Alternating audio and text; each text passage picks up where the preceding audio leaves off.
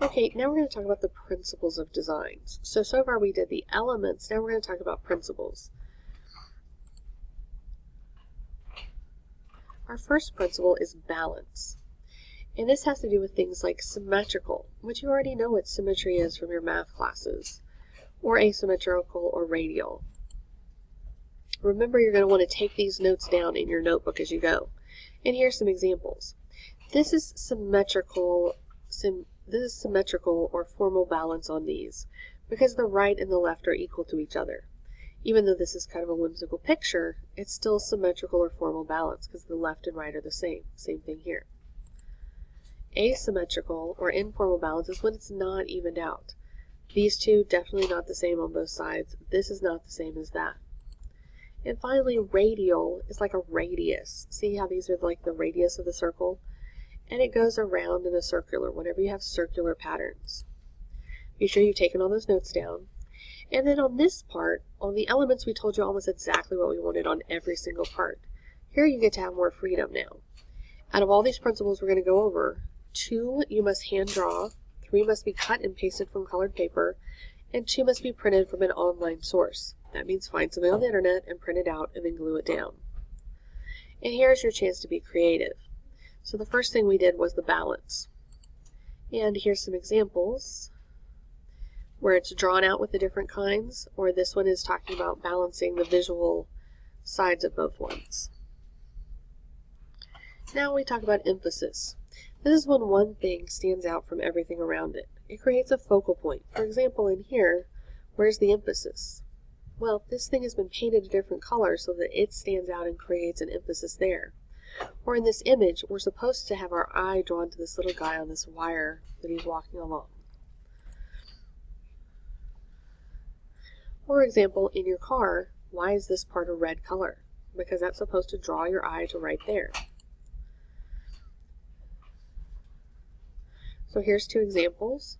One where it was drawn, bringing emphasis here, and one where it's emphasis because of the color being different.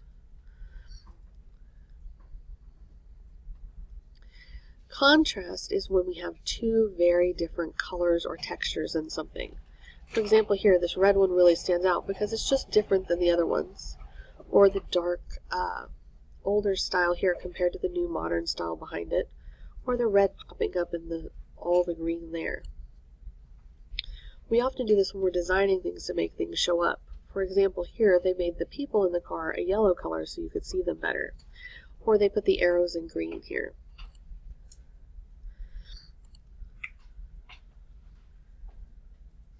Here's 2 examples, where the contrast is the degree of relative difference, or here where they've made these 2 standouts because they're different colors. Rhythm. We think about the rhythm having to do with music, but it also has to do with anything where we have a pattern or sequence.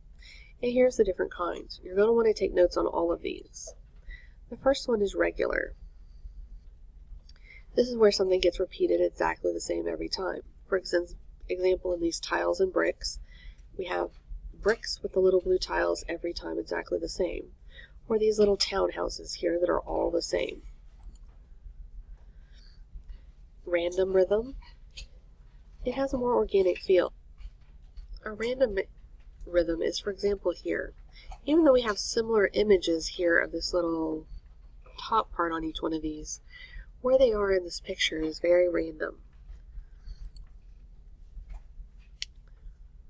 Gradated has to do with things getting gradually smaller. For example, these nesting dolls, these roofs going up, or these rocks.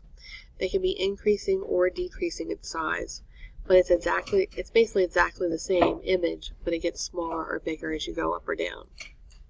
And finally, and also we can see it here, it's all these little circles, but they're closer together, farther apart, different sizes.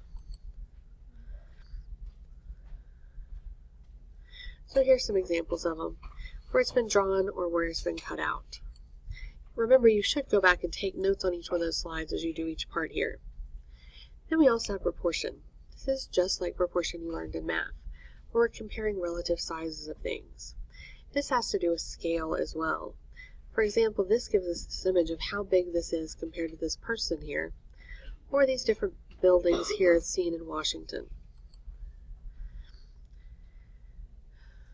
Unity.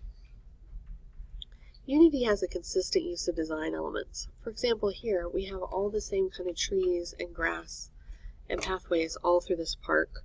Or here on this college campus, all the buildings are created with the same color brick on the little pathways, on the buildings, etc. Or all these have the similar shapes.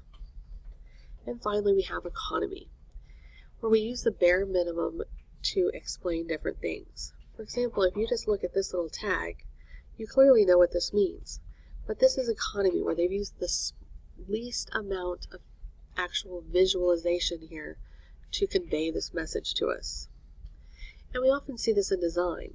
When we're designing cars, we often don't try to draw everything every single time, but we just use an economy to show the basic ideas as we move along. And here's an example of economy. If you just see this little picture, you get the idea there very quickly, without a whole lot of details drawn. Okay, remember that on this element, your instructions are, let me go back, here they are. Your instructions are, out of those 7 principles I just showed you on the video, 2 you need to hand draw and take notes down from the video, 3 must be cut and pasted from colored paper, and 2 must be printed from online sources and then glued in. Make sure you follow these directions and you take notes. When you get this done, take this part and have it graded.